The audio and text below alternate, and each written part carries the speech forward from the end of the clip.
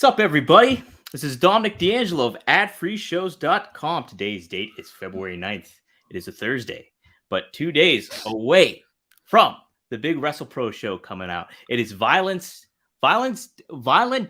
Day event on the Pro Wrestling Streaming Network coming up here. Premier Streaming Network. Thank you very much, Brian. And I am here with Brian Myers. Brian, thanks for joining me, man, for taking the time to do this. Thanks for having me. Yeah, absolutely. So you're going to be facing Powerhouse Hobbs. Is this kind of your first interaction that you have going on with him? Have you ever crossed paths with him before or anything? I actually did a signing last year that he was at, and we were talking, and I'm pretty sure we've crossed paths, but never between the ropes. So this is a first-time encounter.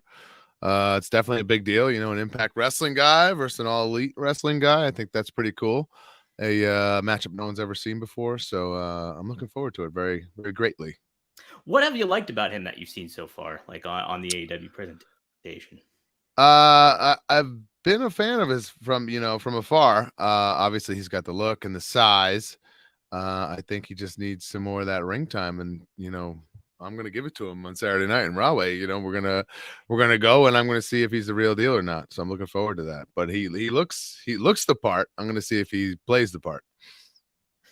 Well, this event is overall very cool. It is like what you kind of even hinted at here, like AEW meshing with Impact, but you got a whole bunch of stars coming up on here, from like Satnam Singh to Jay Lethal. Talk about having like a big show like this going on, and how kind of unique it is in today's wrestling element of like all these quote unquote, I'm sick of the term, forbidden door already happening and stuff like that. But like, it's kind of like, this is really embracing it right here.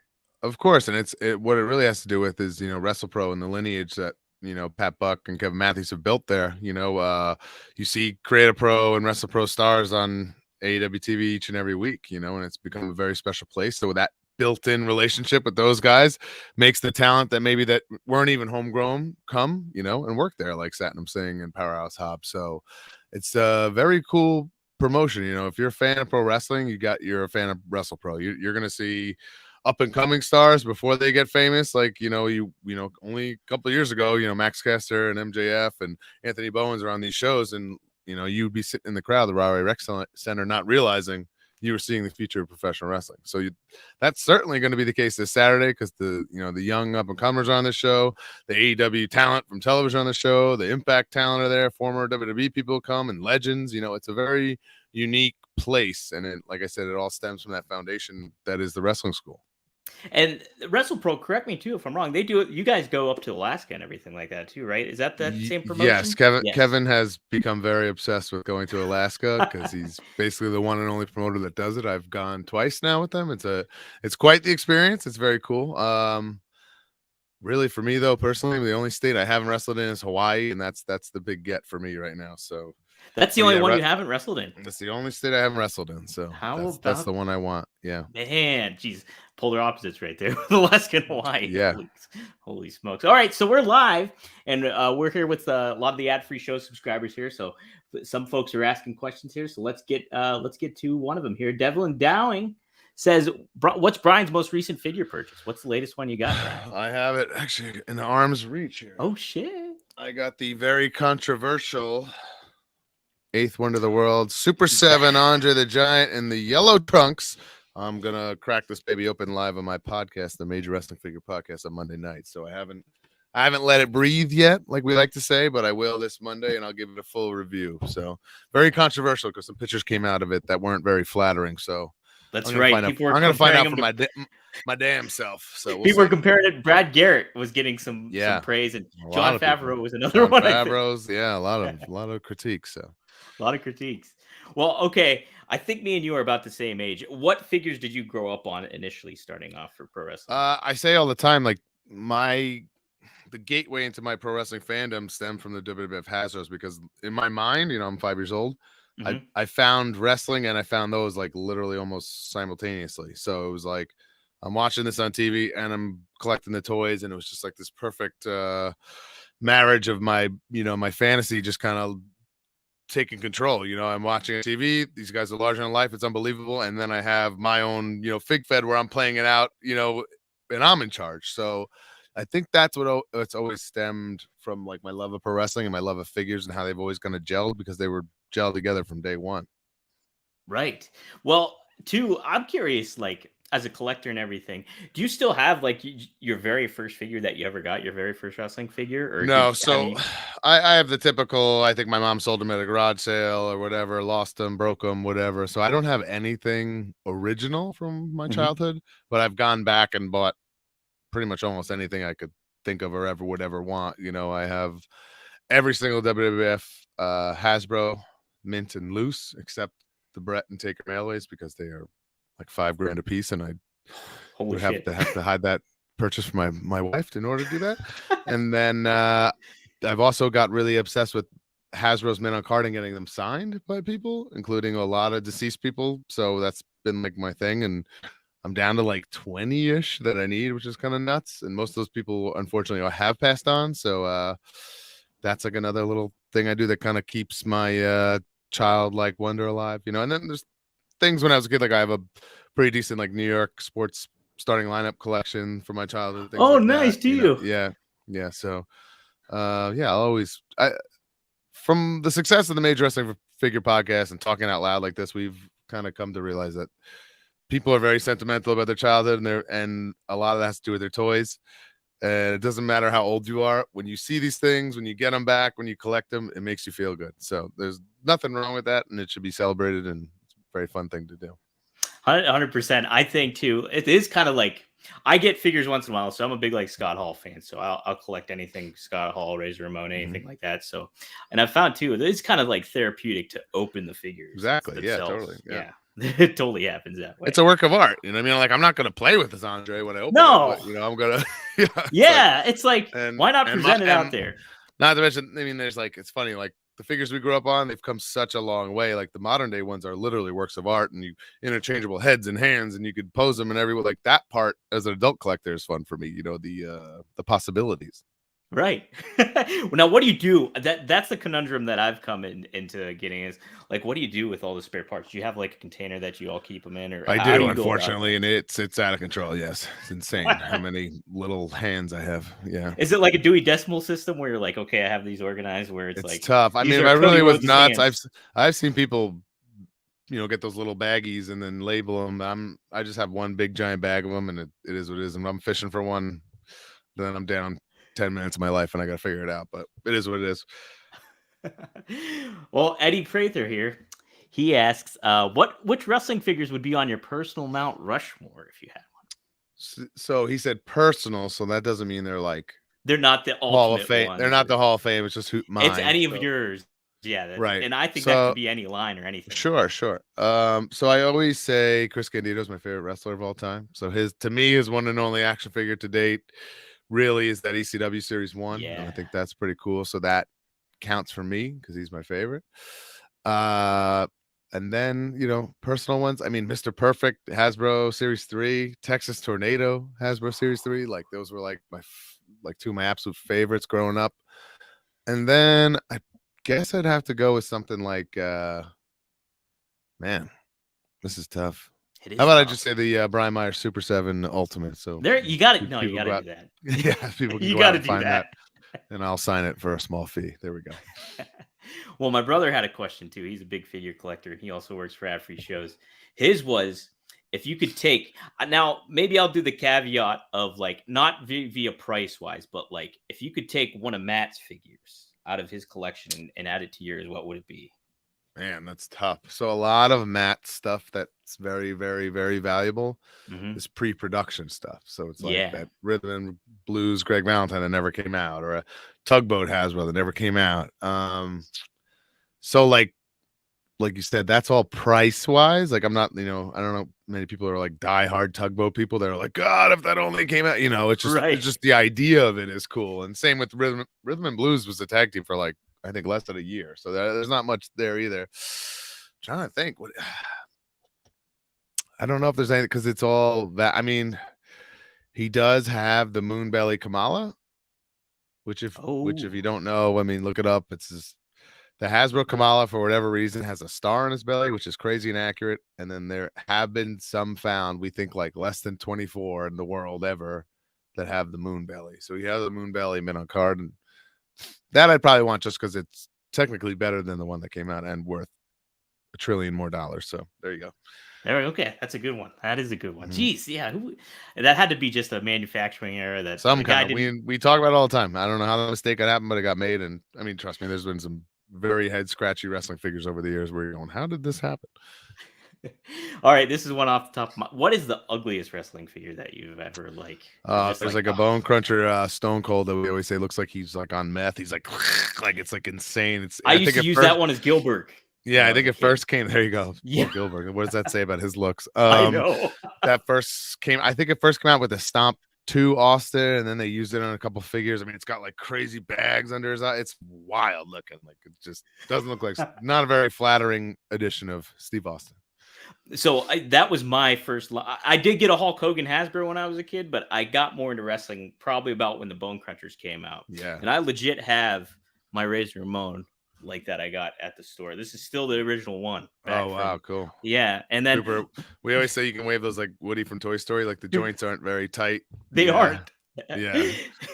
You couldn't do much with them. Like you could kind of stand them up, but you really have to be delicate. That's why eventually they gave me those stands. Yeah. Well, speaking of which, so this is my favorite 2-pack, and I want you can rate this 1 to 10. I remember getting this at Walmart in like DuBois, Pennsylvania. It was The Rock and Owen Hart, the Nation. Oh yeah, Too Tough 3, I believe. I think you're right. Yeah. Did you have a favorite 2-pack like growing up, or like? I mean, the first one was that Rockers WWF 2-pack because I was a huge Rockers fan. I mean, I love them, so that was a big deal for me. And then I actually that Razor you just had. There was a company called Puzzle Zoo, and there was like a mail order thing, and they had an exclusive of Razor and Diesel repainted. I don't know if you know this, and that Razor's in yellow or goldish, however you want to call it, and Diesel. And that was like, I remember one year, like when I saw that ad, I was like, Mom, yeah, this is very important. You need to order this for Christmas, like if amongst other things, but this is like top of the list because I feel like if you don't order it, we'll never see it again. And it is a pretty rare piece to this day. Well, okay. I would like that was always a big thing for me. At Christmas time, getting a figure that you want. Was there any time I remember several times where like I did not get the figure I wanted for Christmas and later would have to like get it off of Ringside Collectibles, anything like that. Was there a moment where you were like fully expecting a figure and you did not get it for the Christmas? To be fair, my parents have been just phenomenal and supportive, and I was a pretty good kid too. But man, I was very cerebral about my Christmas list, and like I said, something like that, like I almost like ranked it like this puzzles thing tough to get, you're gonna have to get it for me, down to like if it was something that I knew I could just go get at Toys R Us whenever, it was less of a priority. And my mom, just the best, very supportive of my wrestling addiction, and was always came through on my birthday and Christmas and shit. Sometimes even Easter, we got way too many. Yeah. We get stuff for like Saint Nick's too. Even like Valentine's Day, I could count on like a figure or two. So my mom's just the best. Yeah, that's great. Well, you mentioned the ECW figures, and those were like such an underrated line, I feel, because they were so cool. I remember having the RVD, the little Guido, but Candido was one of the sweet ones, and same with Shane Douglas too. If there could have been one ECW guy that they did not make for those, is there one that you would have wanted? I think from the time period, like, so it makes sense. I think Spike Dudley's the guy I got screwed the most because he was like top guy feuding with Awesome in the title picture and stuff. So I always say him. I think Mikey Whipwreck because he had come back. He changed his look a little bit, the baggy pants. He was in the mix tagging with Tajiri. He got passed over a little bit. And then we know, not a lot of the prototype stuff, like unlike Hasbro, like we're almost like feels like everything is surfaced. These ECW guys, not a lot of this stuff is surfaced, and we know there's a photo of a Roadkill. So you would have to think if there's one more line, we were going to get Doring and Roadkill. That would have been amazing, obviously. Yeah, that would have been great stuff. Yeah. Let's see here. So Mark asks, Brian, if you could time travel, and take part in one territory other than WWE, where would you go and why? And would you be a face or a heel? ECW 1997, and I'd be a heel. Easy peasy. Damn. Yeah. That Philly Arena, I was just there over the weekend for an MLW show, and it's still like that vibe is just still there. It's nice. It's still, the crowd still comes and gives you all they got, and that's all you can ask for as a performer, you know what I mean? So and as a performer, I was there 15 years ago, where it was just a absolute dump backstage around. Now it's a very very very nice building, like very nice building. It's beautiful. So it's a great place to see wrestling to this day. It is. It really is. And I feel like missed out because, like, yeah, I lived in Philly for 5 years, but it wasn't it was always the 2300 arena basically when I was there. So yeah, kind of kicking the nuts, but no big deal. I went there in 2010 for CCW, and it was pretty disgusting place backstage around. Yeah, but they've completely redone it. It's really nice. It is. It's a super nice venue. Okay, so I also want to ask you too. You're a Jets fan. I've been a Jets fan. Now, I'd imagine being from New York, that's how you're a Jets fan. But when did your Jets fandom first kind of really kick off for you? My dad was a Jets fan, so I just kind of inherited it. Same with the Mets. So it's just always a fun family thing, just, rooting for the teams you love, living and dying by them, even though they don't always love you back. That's right, especially the Jets. Especially the Jets. I don't, man. People like being a Mets fan is tough, but in my 37 years, I've got glimpses of fun and excellence. Man, the Jets, it's been so few and far between. It's crazy how bad they've been. So, dude, yeah, when they do win, it's gonna be a sweet victory for sure. What? So, okay, put on your GM cap. What are you gonna do with the quarterback situation? I don't know. I'm not really thrilled about any of the options, so I don't know. I kind of like that too. Yeah, I think Aaron Rodgers is the best candidate, but I'm not the biggest Aaron Rodgers fan. So, and like his record, that being said, he's great, and the Jets have a great, young team, and he's got a lot to work with. Garrett Wilson and Breece Hall, and everybody's healthy and rock and roll, and there could be something there. I don't know, but yeah, you need a quarterback, but that's just been the biggest problem with the Jets for years now. I thought Mark Sanchez was like going to be Joe Namath again. I was so hyped up, and me too. That's where that went. It's just I heard someone say this recently about football. Like, there's 32 teams or over 30 teams, and it's like there's maybe 11 or 10 good quarterbacks or teams that wouldn't get rid of their quarterback for another one. Yeah. So that's like, and it's the hardest position in all of sports. So like that's how important it is, and how much if you have a good one, you got to keep them and do whatever it is to make them happy, because it's pretty damn important. And dude, how the league favors the quarterback and protects the quarterback. Obviously, it's like the commodity. It's the hot commodity for the league. But it's like it puts a higher price tag on it all. And like you'll see it. I think this offseason, you're gonna see like backups get paid big time too. I think so too. Yeah, for sure. In there. Yeah, it's tough. Yeah, I started off being a Jets fan in like '98. I used to be a Cowboys fan before that, but once Vinny and Curtis Martin, Wayne Corbett, that really got it rolling, and that was a great year. And then it's a great era. Yeah, Achilles, it was just a rough time. Yeah, it literally hasn't been fun since like the Rex Ryan era, and that's 12 years ago now. Like it's more. It's crazy. It's terrifying. It is. It's 13 years ago. 13. You're right. It's scary. Terrifying. Yeah. Oh my God.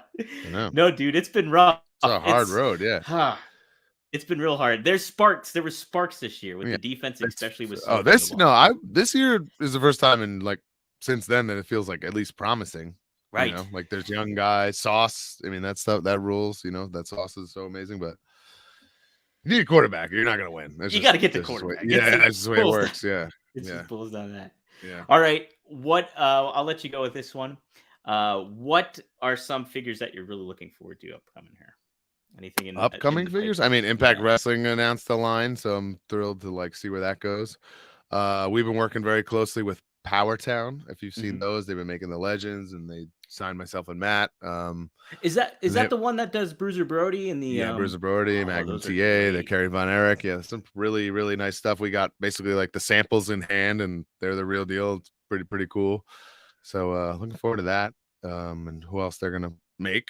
So yeah, we're in this golden era. There's like, I don't know, 15 companies making wrestling figures of all shapes and sizes. So it's like, whatever. I mean, we make the major bendies. If you like Bendems growing up, like Matt and I did, we make major Bendems, and we've been able to sign, Brian Pillman, Ric Flair, Jeff Jarrett. We've made some things I never in my wildest dreams thought we'd be able to do. And modern day guys that are big deals like Danhausen and Effie and Joey Janela. It's just been a blast. And those are fun ones too. The Bendems back in the day, it was just like, I remember getting those too at Walmart and like adding to the collection too. So it's neat that they harken back to that. People are very sentimental to those because they were so affordable. Bendem was like $199, $299. So a lot of people had Bendems. So Yeah, it's a harmless collectible. You know what I mean? It makes you feel Right. good. You Yeah. can't beat it. You can't beat it. Yeah. Well, cool. So this weekend, Wrestling Premier Streaming Network. Wait, Gosh, why am I Premier screwing it up? Streaming Network. Premier They're Streaming also the Network. home of all things major wrestling figure podcast, as well as WrestlePro and the Rahway Rec Center. If you've never seen a show from the Rahway Rec Center, it's a very, very special place. I consider myself a legend of the Rahway Rec Center. I've had some very memorable matches there, some all timers. And I think Saturday will just be another one on the list. I mean, it's another day for me. I wrestle every weekend. I know Powerhouse Hobbs probably sits in catering once a week, but I'm wrestling. So You're ready to roll. I hope he's ready to go because I will be. Hell yeah, man. Hell yeah. Well, guys, Brian, thank you so much for joining me today. Thank and you, Free man. Show members, thank you for joining us too and getting in some live questions and everything. We're going to make a rotation of this going on. And yes, Premier Streaming Network. It's Violence Times Day coming up here, February 11th. Tune in. All right. See you guys next time. Peace.